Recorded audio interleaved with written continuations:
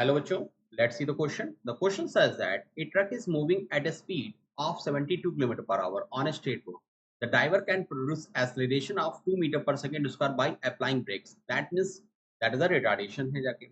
The stopping distance of truck is 13x meter. If the reaction time of the driver is 0.2 second, find the value of x. तो बेटा यहाँ पर देखिए जो truck की speed given है वो किलोमीटर पर आवर में गिवन, तो अगर हम उसको मीटर पर सेकंड में चेंज करते हैं तो दैट इज इक्वल टू कितना आ जाएगा 20 मीटर पर सेकंड, यानी कि जो ट्रक है बेटा वो 20 मीटर पर सेकंड की स्पीड से मूव कर रहा है। और यहाँ पर जो रिटार्डेशन प्रोड्यूस हुआ बेटा वो कितना हुआ, माइनस का 2 मीटर पर सेकंड स्क्वायर का रिटार्डेशन प्रोड्यूस हुआ जाके। अब कह रहा है कि जो ड्राइवर का जो रिएक्शन टाइम है, देखिए सिंपल सी बात है, कोई भी पर्सन होता है, ड्राइवर होता है, वो तुरंत ब्रेक नहीं लगाता है जाके। जब वो देखता है, देखने के कुछ टाइम इंटरवल के बाद वो क्या करता है, ब्रेक को लगाता है। तो उस टाइम को यहाँ पर क्या मेंशन किया गया, that is a reaction time.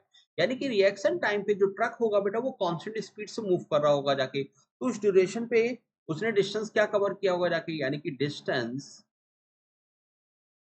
Cover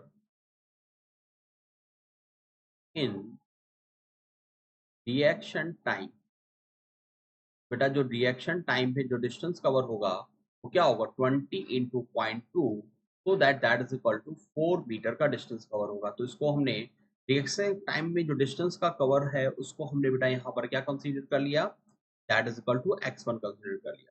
तो रिएक्शन टाइम में जो डिस्टेंस आ गया वो x1 के इक्वल आ गया। एंड सेम अब देखिए यहाँ पर बेटा रिटार्डेशन प्रोड्यूस हो रहा है, तो उस रिस्पेक्ट में हमने थर्ड इक्वेशन ऑफ मोशन यानी v square minus u square is equal to 2s apply कर दिया जाके, ठीक है। v बेटा फाइनल तो हो गया 0, इनिशियल स्पीड क्या मूव कर रहा था 20 से मूव कर रहा था, तो 20 का स्क्वायर एंड 2as।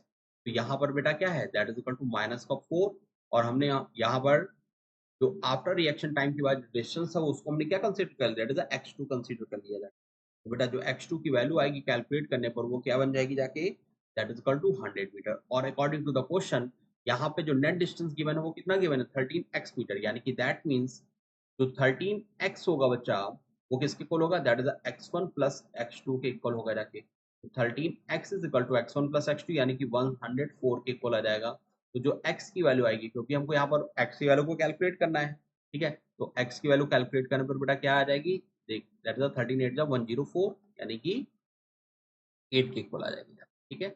x की वैल्यू बेटा यहाँ पर यानी कि इसका जो आंसर आएगा बच्चों वो क्या आएगा 8 के इक्वल आएगा।